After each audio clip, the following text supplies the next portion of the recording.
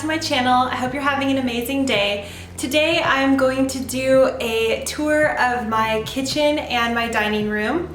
And I just wanted to show you what it looks like since we've been decluttering for a year and where we're at on our minimalist journey. I'm really happy with where we're at. There is just one little section in our kitchen that I would like to clear the counter, so I will do that on this video as well. If you're new here, welcome, and hit subscribe to follow along on our journey of becoming more minimal.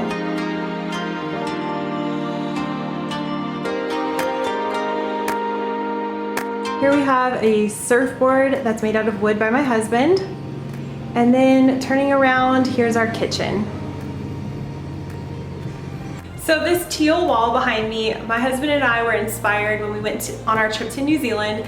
A friend's house had this bright wall and I just loved it, and I thought when we got back, let's bring some color into the kitchen. I know that's not a very minimalist thing to do, have a bright wall, but I just really like it, and I feel like it just brings a little bit of character into our kitchen without adding more things. I got that mirror from Home Goods, and that was just to break up the wall and add some more light in here. And here are my counters. I like to keep them clear if at all possible.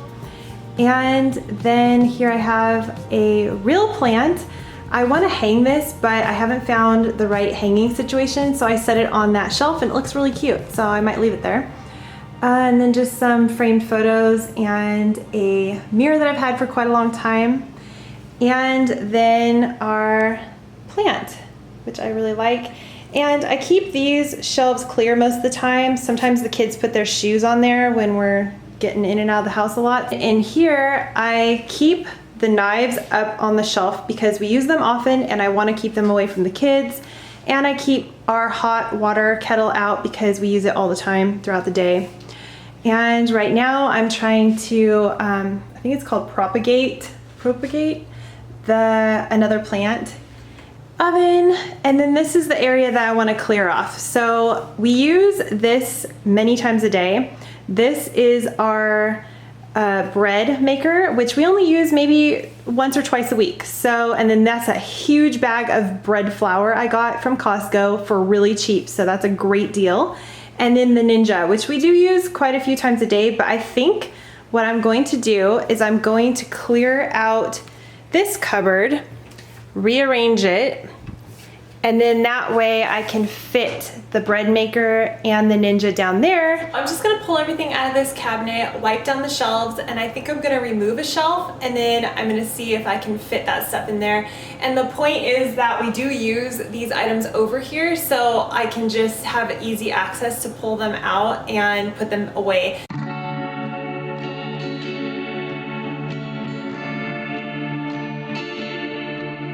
So as you can see, that's a lot of stuff, but it is all baking equipment that I use. Now the shelves are empty and I'm gonna remove a shelf and clean them out. Now it's empty and I'm gonna put everything back in there.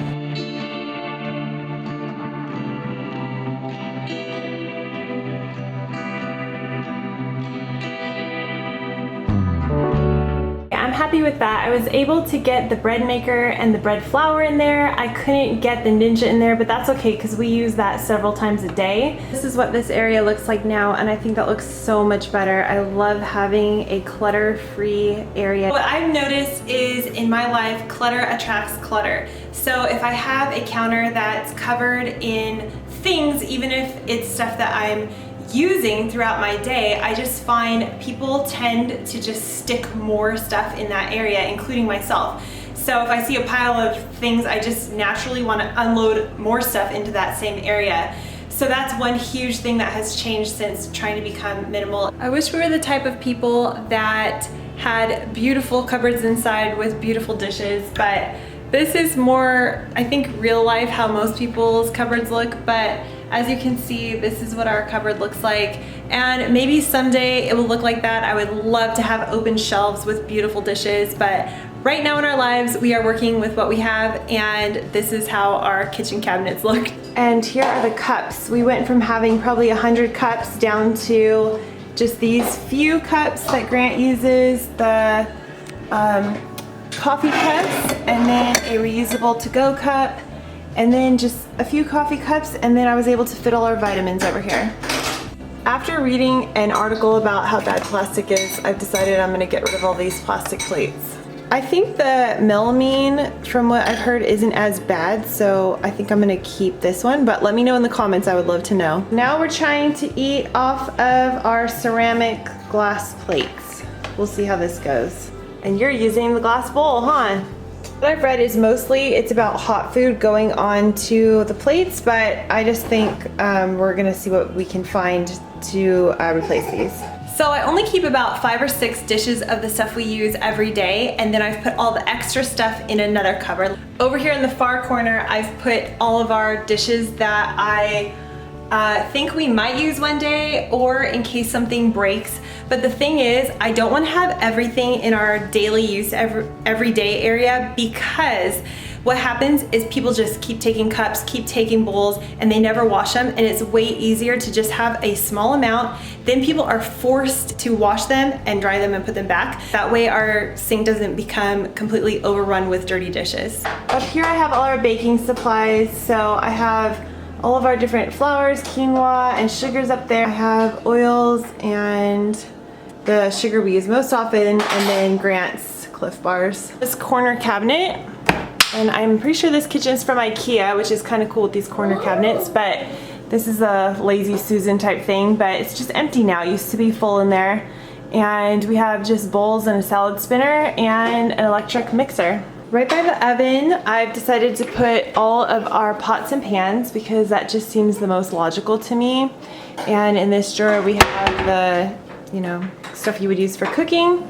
And in this corner, I have put all the lids on the top and then just strainers on the bottom. The refrigerator isn't really camera ready, but this is what it looks like.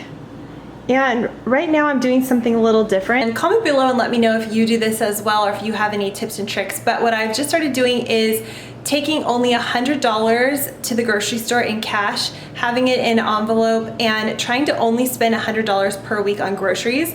So far, we've been able to do it. I think we went over $5 this week. And the really cool thing about breaking shopping into a week at a time is you are in the store and you're able to think exactly what you're gonna be doing with the items that you're buying. And it stops me from buying stuff for a month ahead and having that food go bad. In here, I keep all of our wine glasses and just some vintage dishes and vintage vases.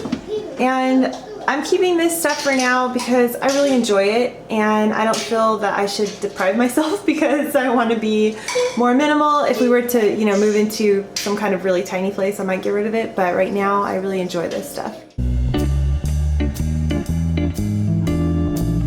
I took out a shelf on each side just to make it less cluttered, and I added a lot of real plants on there, which I am loving real plants now. And this basket over here is from Home Goods, and that's where I store my purse. And most recently in our house, we've changed the boys to sharing a room, and I'm changing that extra room into an art and guest room. So we've brought all my art stuff upstairs, and now this is all the educational kid stuff that we have. This is where we're now storing all of the crafts and puzzles and games that we would do downstairs as a family. And we do have kids. We're not going to be getting rid of this kind of stuff till they grow out of it. And same with this side. We have paper and we have crafts and we have workbooks. And it's just a good thing for the kids to have to keep them busy. If you get this set of chairs and table from IKEA, it was the best decision I ever made to cover these with this wipeable vinyl, because the day after I put it together, my son spilt a bunch of stuff on there and I was able just to wipe it off. Most of the time I keep a tablecloth on my table, and that just saves it from getting all kinds of marks on it from the kids. So that is what our kitchen and dining room look like after a solid year of decluttering and actively trying to become more minimal. And please leave a comment below and let me know, are you becoming minimal? And if you have any tips or tricks for eco-friendly kids' plates or an alternative to plastic. We are trying to go more plastic free in our house, And if you want to watch us in real time, you can follow us on Instagram at Shannon Torrens. And if you would like to join my channel, please hit the subscribe button below and you'll see more videos about our simple living lifestyle and how we are becoming more minimal. Thank you so much, and I hope you have a great day. Bye.